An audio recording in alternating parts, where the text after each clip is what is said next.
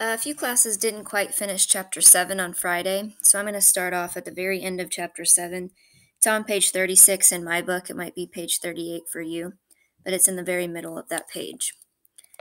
If you've read this already, you can listen to it again or skip ahead just a little bit. Smelt takes the rope off and shakes me, like he wants to make sure I'm paying attention. You understand? Just get inside the house. Yes, sir. They'll likely take you straight to the kitchen. Brewster's cooks will fuss over a skinny runt like you, and want to fatten you up with biscuits and butter and honey. Sound good? Yes, sir. It does sound good. Women who work in the kitchen will know everything that's going on in the house, and in the mines too.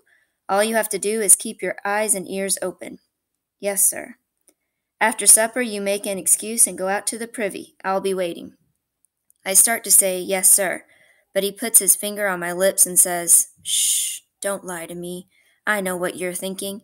You're thinking how to get around old Smelt, thinking how to sell me for butter and biscuits. All you have to know is this. If you don't come to old Smelt will come to you. Then he lets me go. So he's sending Homer into Jebediah Brewster's house. Chapter 8, Pancakes in Heaven. The house on the hill gets bigger and bigger the closer I get. There are puffy white clouds reflected in the windows, and the clouds are moving against the sky, and that makes it look like the whole house is moving too. It's like I can feel the earth turning and have to be careful where to put my feet. The whole thing makes me so dizzy that the gentle green hill seems to get steeper and steeper, and finally it tips up and I'm face down in the grass. Fainted from lack of food. All that talk about biscuits and butter and honey, it must have reminded my stomach that it hasn't had food since I wolfed down the slops, intended for Squint's hogs, and started the whole terrible business of Harold getting sold to the army. Soft, soft grass. Better than a pillow. Makes me forget I'm hungry. Makes me forget everything. Next thing I'm floating. No, not floating. I'm being carried, and there are gentle murmuring voices that sound like running water. And then I'm in a warm place, and somebody is holding a cup to my lips and telling me to drink. Just a small sip, the voice says, and for a moment I think it's our dear mother. And then I wake up and see big gray eyes studying me. Big gray eyes and rosy red cheeks and a helmet of fine white hair. Turkey broth, she says. Good for what ails you. The lady with the gray eyes helps me sit up. She holds the cup while I sip the broth. Nothing ever tasted so good or made me feel so warm and safe and alive.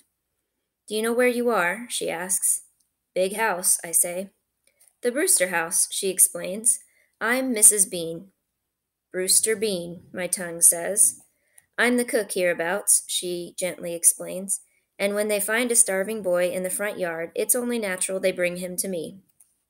Mrs. Bean takes the empty cup and says there's more where that came from, when I'm ready. She folds her plump arms and looks at me kind of sideways, as if trying to see inside my head. Are you simple, dear? Or is it hunger makes you ramble?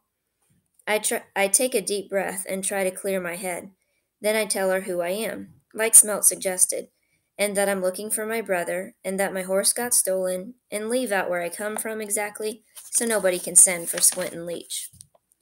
Seems like Mrs. Bean believes most of it because she starts nodding and saying, oh dear, and I decide it's time to shed a tear or two for my lost brother, to really make her believe me. And the next thing I know, she's hugging me and patting my head and promising that Mr. Brewster will find Harold. When Jebediah Brewster sets his mind to a thing, watch out, she declares, dusting at her white apron. Mr. Brewster will be back later, and you'll tell him what you told me. Orphan boy searching for his brother. That will get his attention. Meantime, Mrs. Bean makes it her mission to fill my belly. She asks would I rather have a plate of meat and gravy or pancakes and bacon, and I go for the pancakes. While the bacon is sizzling in the big iron fry pan, the kind our dear mother called a spider, I sit next to the stove and watch, because Mrs. Bean, she's something to see. The way her plump hands fly around the room like pale white birds, bringing things out of cupboards and jars and larder boxes. Can't help notice you lack shoes, she says, stirring flour into a blue mixing bowl. Did you lose them along the way? Figure there's been enough truth for one day, so I say, yes, ma'am. Lovely pair of boots made from the skin of a timber rattler. A rattlesnake? Oh my! Yes, ma'am. Snake had me cornered when Harold wrestled it to death. Snake tried to spit in his eyes and blind him, but Harold was too quick. Broke its neck with one flick of his wrist. Amazing, she says. A snake with a neck. Must have been 30 foot long. Mrs. Bean nods. A little puff of flour comes up from the bowl. And then your brother skinned the snake and made you boots. Is that what you're telling me? I thought about that and decided modification was in order. Not exactly. Fact is, Harold did skin the beast. But I made the boots myself. Had a matching belt, too. They took everything. The thieves who stole your horse. What did you call that horse now? King something or other? Prince Bob. Bob's a thoroughbred racehorse, 3 years old and faster than a bee sting. Remarkable, says Mrs. Bean.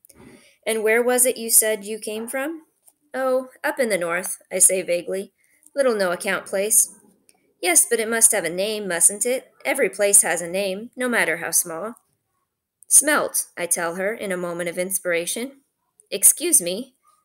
Smelt, that's what they call it, on account of the swamp nearby. I'm congratulating myself for not calling it stink. Stink would be too much to believe, but smelt is subtle. Smelt is rarefied. Never heard of smelt, Mrs. Bean allows, fixing her calm gray eyes on me. Thought I knew every village in the state of Maine, at least by name. But I've never heard of smelt. I almost say that Smelt had never heard of her either, but think better of it. Nothing like the prospect of pancakes to make me smart-mouthed and sassy. Mouth shut, I take the time to survey Mrs. Bean's magnificent kitchen. The room is bigger than Squint's whole house, with a fry stove and a bake stove, and a full fireplace with a Dutch oven. Pantry has more canned goods than the general store in Pine Swamp, and there are 3 different slate sinks, one for washing dishes, and one for rinsing vegetables, and one just for the heck of it, I guess. Loads of cupboards with glass fronts, copper pots of every size, rock maple countertops, a butter urn Mrs. Bean says belongs in the museum, and drawers. There are big drawers, and little drawers, and bread drawers, and knife drawers, and linen drawers, and drawers for extra things left over. Mrs. Bean suggests I stop opening and closing the drawers and sit down to pancakes and bacon. She pulls out a chair and scoots me up to the kitchen table. There on a big white china plate is a pile of pancakes I only ever dreamed about, because Squint never gave us more than stale bread and sour molasses. Pancakes slathered in yellow butter. Steaming pancakes drowned in warm maple syrup. Figure Smelt must have killed me for sure, and I've woke up in heaven. Or maybe I'm still so hungry I can't think straight.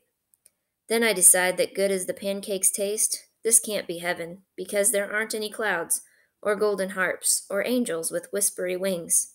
And God would be there too, wouldn't he, if this was really heaven? That's when he comes in from the parlor, dressed all in black.